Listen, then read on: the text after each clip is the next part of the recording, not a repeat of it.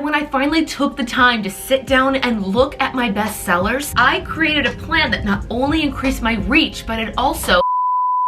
Hey you guys, and welcome back to my channel. Now, as you venture into the world of TpT, you're making resources, you're growing your shop, you're taking in all sorts of advice from other sellers. The list goes on.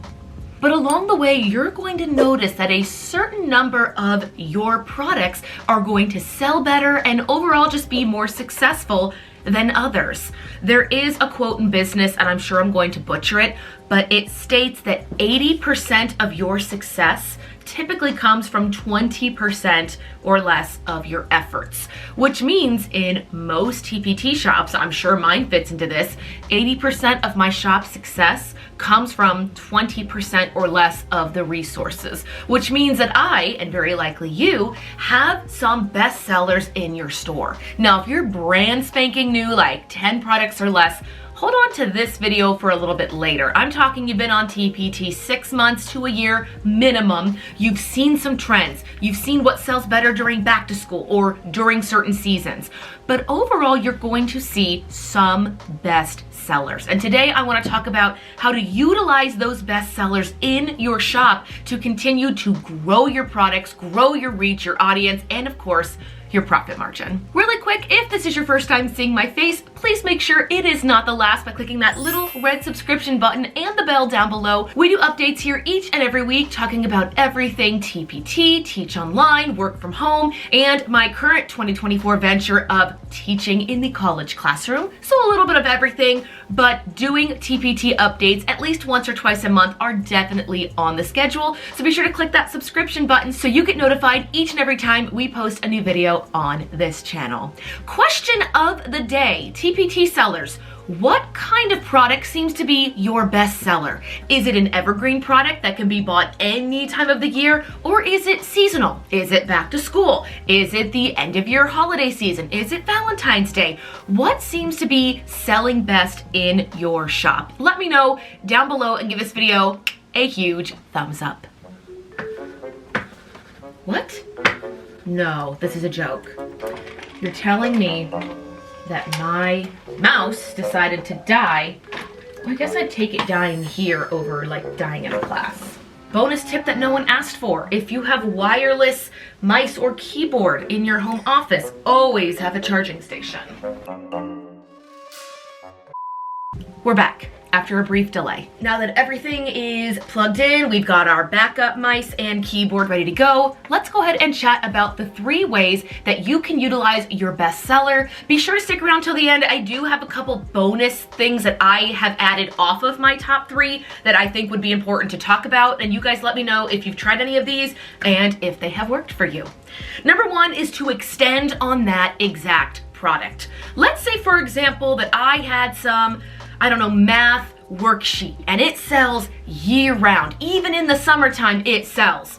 What are things I could do to that exact product to make it better? Clearly, it's being found on the TpT search algorithm. It's there, people are finding it, and they're buying it. P.S. If you don't know what your best sellers are, like if you're not remembering what is selling, you can always go into your dashboard, go to your sales report, and look at your conversion number. That is a different video topic for a different day, but let's say that my math worksheet, it's selling really, really well. It's got a high conversion rate, which means people that click on it typically do end up buying it. So the first thing, like I mentioned, I could extend on that. If it's only 1 worksheet in the product resource, maybe I make it 2. Maybe I add extra things to that exact resource. Now, I do not make math worksheets, so I can't give you exact ideas on how to extend this, but if your product is writing, if it's coloring, if it's a certain worksheet or assessment, what are things you can add to that specific product that will also enable you to bump the price up a little bit? And I'm not saying if it's a $3 resource, make it a $10, but if you add a little bit to it, maybe bump it up from $3 to maybe $4.50, $4.99, $5. I typically do a trial and error period where I will take usually this little Shelly Reese calendar. P.S. I don't think I've ever written to her. This was wonderful to give out at the TpT Forward conference because it's literally a calendar just for your TpT like growth and goals for the entire year. If Shelly does do a conference presentation again, A, I'm gonna go find her, B, see if she has another one of these, and thank her. I had to think about the third thing. But I write in this notebook when I change a product, if I add on to something, if I have a price change, and then I usually wait 3 to 4 weeks and I'll mark it in the calendar to go in and look at that product. So back to my math example. If I go ahead and I extend the product and I raise the price maybe from $3 to $4.50, and I do that on February 1st, I'll wait until February 21st, 28th to go back and see, has the conversion percentage changed?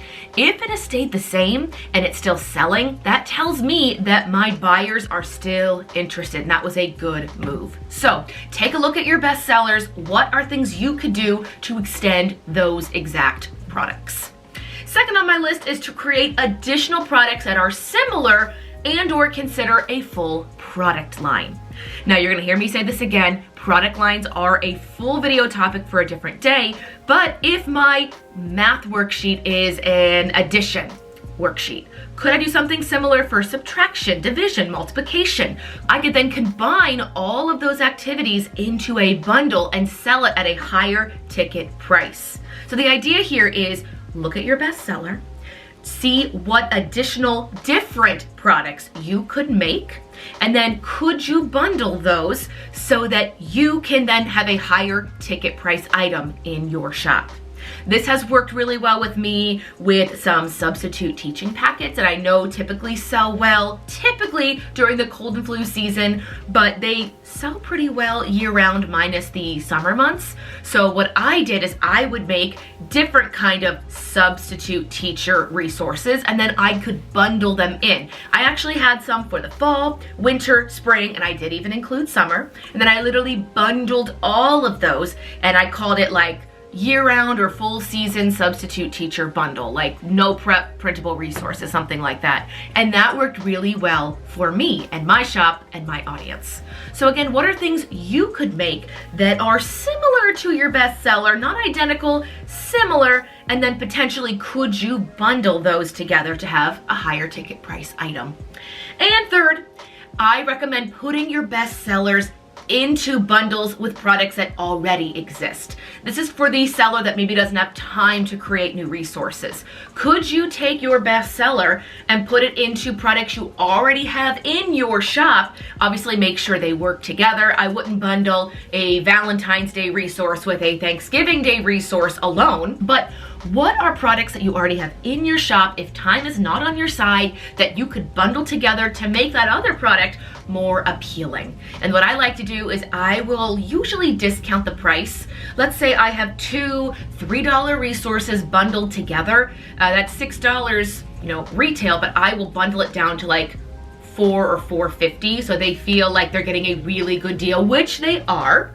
But look through your products. What are things you could pair with your bestseller to again have a higher ticket price item without you needing to go and make additional products? I am not negating or saying that making additional products is not important, but I do understand, especially right now in my personal life, not always having the time to make additional products. And if you've made it to the end of this video, my bonus tip is to upsell your products in the description box of your best sellers. What do I mean by this? If I have my math product that I've used throughout this video, when a teacher clicks on the math product and goes down and reads the description, I have links to other products they may like. Think if you're online shopping, Amazon, Target, wherever it is, usually in the checkout process, they ask you, they try to upsell you.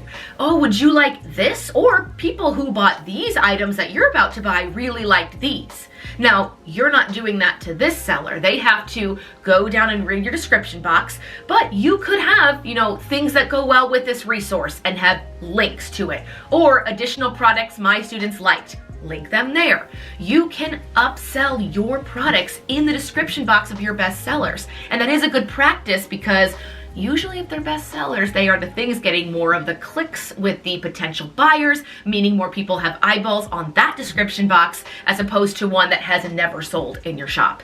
Really, if you're just getting started, put a little upsell in all of your description boxes. It can't hurt, but if you have not gotten started with that, start with your best sellers. And if you also have bundles that you can put and upsell in the description box, I highly recommend those as well.